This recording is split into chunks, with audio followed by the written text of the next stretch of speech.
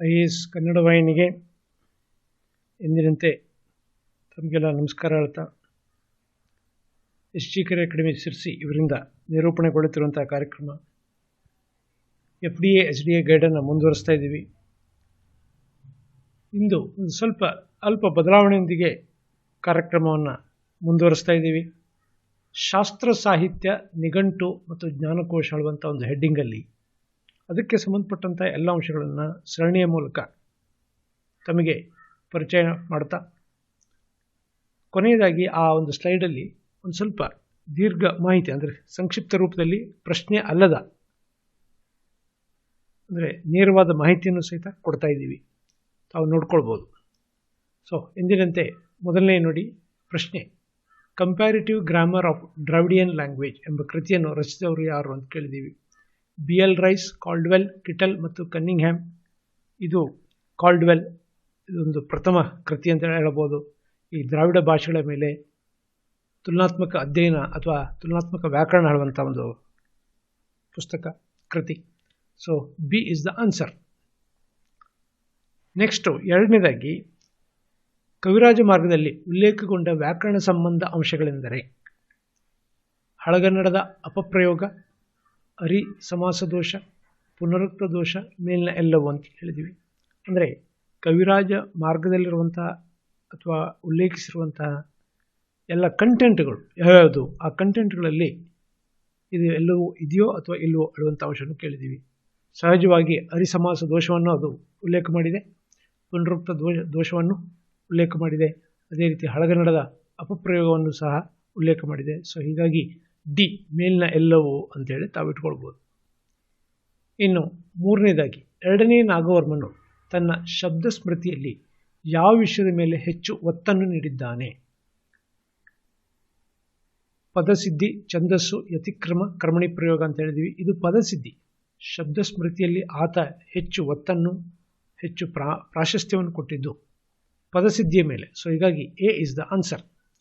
ನೋಡಿ, ಈ ಶಾಸ್ತ್ರ ಸಾಹಿತ್ಯದಲ್ಲಿ ಎರಡನೇ ನಾಗವರ್ಮನು ಬರೆದಿರುವಂಥ ಕೃತಿಗಳು ಈ ರೀತಿಯಾಗಿದೆ. ಮೊದಲನೇದು ಶಬ್ದ ಸ್ಮೃತಿ, ಎರಡನೇದು ಕರ್ನಾಟಕ ಭಾಷಾಭೂಷಣ, ಸಂಸ್ಕೃತ ಭಾಷೆಯಲ್ಲಿದೆ, ಸಂಸ್ಕೃತದಲ್ಲಿದೆ, ಮೂರನೇದು ಕಾವ್ಯಾವಲೋಕನ.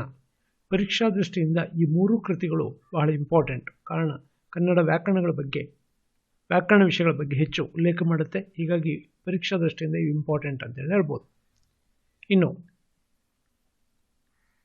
ಎರಡನೇದಾಗಿ ಸಾಮಾನ್ಯ ಜ್ಞಾನ ಭಾಗ 40. ಮೊದಲನೇ ಪ್ರಶ್ನೆ, ಕೆಳಗಿನವುಗಳಲ್ಲಿ ನಿಜವಾದ ಮೀನು ಯಾವುದು ಅಂತ ಕೇಳಿದ್ದೀವಿ. Flying fish, crayfish, cuttlefish, silver fish ಹೇಳುವಂಥದ್ದು. ನಿಜವಾದ ಮೀನು flying fish. A is the answer. ಉಳಿದೆಲ್ಲ ಡಿಫ್ರೆಂಟ್ ಪ್ರಾಣಿಗಳಾಗಿವೆ. ನಿಜವಾದ ಮೀನು ಹೇಳುವಂಥ ತರಗತಿಯಲ್ಲಿ ಅಥವಾ ವರ್ಗದಲ್ಲಿ ಬರುವಂಥದ್ದು ಫ್ಲೈಯಿಂಗ್ ಫಿಶ್ ಮಾತ್ರ. A ಇಸ್ ದ ಆನ್ಸರ್ ಅಂತ ಇಟ್ಕೊಳ್ಬೋದು. ಇನ್ನು ಎರಡನೇದಲ್ಲಿ, ಎರೆಹುಳುವಿನಲ್ಲಿ ಎಷ್ಟು ಜೊತೆಯ ಹೃದಯಗಳಿರುತ್ತವೆ ಅಂತ ಕೇಳಿದ್ದೀವಿ. 1, 2, 3 ಮತ್ತು 4. ಅದು ಎರೆಹುಳುವಿನಲ್ಲಿ 4 ಜೊತೆಯ ಹೃದಯಗಳು ಇರುತ್ತೆ. ಸೊ ಹೀಗಾಗಿ D ಇಸ್ ದ ಆನ್ಸರ್. ಇನ್ನು ಮುಕ್ತ ಪರಿಚಲನಾ ವ್ಯವಸ್ಥೆ ಕೆಳಗಿನ ಯಾವ ಪ್ರಾಣಿಯಲ್ಲಿ ಕಂಡುಬರುತ್ತದೆ? ಜಿರಲೆ, ಎರೆಹುಳು, ಮೀನು ಯಾವುದು ಅಲ್ಲ ಅಂತ ಹೇಳಿದ್ದೀವಿ. ಇಲ್ಲಿ ಜಿರಲೆಯಲ್ಲಿ ಕಂಡುಬರುತ್ತೆ. ಅದು ಅಂದರೆ ಓಪನ್ ಸರ್ಕ್ಯುಲೇಟಿಂಗ್ ಸಿಸ್ಟಮ್ ಅಂತ ಕರಿತೀವಿ. ಅಂತಹ ಒಂದು ವ್ಯವಸ್ಥೆ ಕಾಕ್ರೋಚ್ ಅಥವಾ ಜಿರಲೆಯಲ್ಲಿ ಮಾತ್ರ ಕಂಡುಬರುತ್ತೆ. A ಇಸ್ ದ ಆನ್ಸರ್ ಅಂತ ಹೇಳ್ಬೋದು. ಕೆಳಗಿನ ಯಾವುದು ಶೀತರಕ್ತ ಪ್ರಾಣಿ ಅಂತ ಕೇಳಿದ್ದೀವಿ. ಮೀನು, ಕಪ್ಪೆ, ಹಲ್ಲಿ, ಮೇಲಿನ ಎಲ್ಲವೂ ಅಂತೇಳಿ. ಇದು ಎಲ್ಲವೂ ಶೀತರಕ್ತ ಪ್ರಾಣಿಗಳೇ. ಯಾವುದು? ಮೀನು, ಕಪ್ಪೆ ಮತ್ತು ಹಲ್ಲಿ. So D is the answer ಅಂತ ಇಟ್ಕೊಳ್ಬೋದು. ಇನ್ನು ಇಂಗ್ಲಿಷ್ ವಿಭಾಗಕ್ಕೆ ಬಂದರೆ, match the following. We have not given the answer for this. Now I will tell the answer for each one. That is polygamy, misogamy, asceticism, philanthropy, adroitness. The second column consists of devotion to the lonely and austere life, skill and cleverness, custom in which one man has many wives, love of mankind and hatred of marriage. Suppose,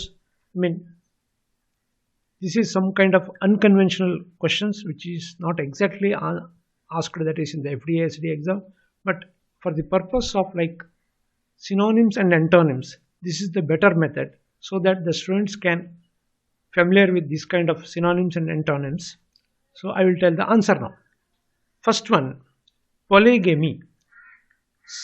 C is the answer.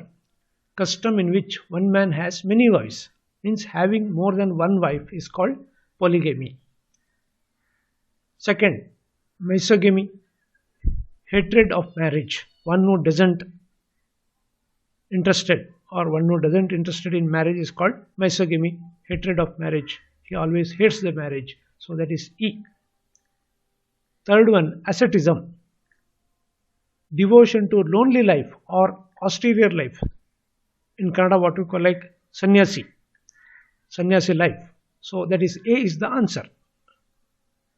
Fourth one, philanthropy means person who is engaged himself in the service of the mankind, like social reformers like Gandhi, Rajaram Mohan Rai. They are all philanthropists.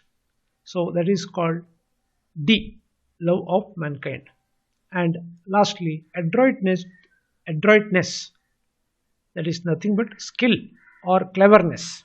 Person who is skillful in a particular field is called adroit. So B is the answer. First one C, second E, 3A, 4D, 5B. These are the answers. Now we'll come to second question. Find out the incorrect pair. Ambidextrous, sinister, dexterous, misanthropic. These are the four terms given, and also they have got the meaning.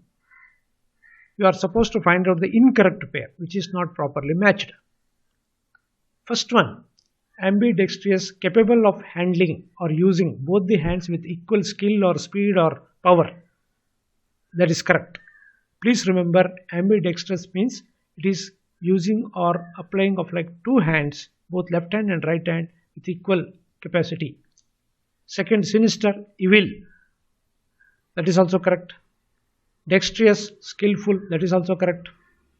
Then misanthropic, that is awkward. That is wrong actually. Hating of the human life or mankind is called misanthropic. Means philanthropic opposite word, that is like antonym, will be misanthropic. So D is the answer. Fourth one is the answer. You can take it.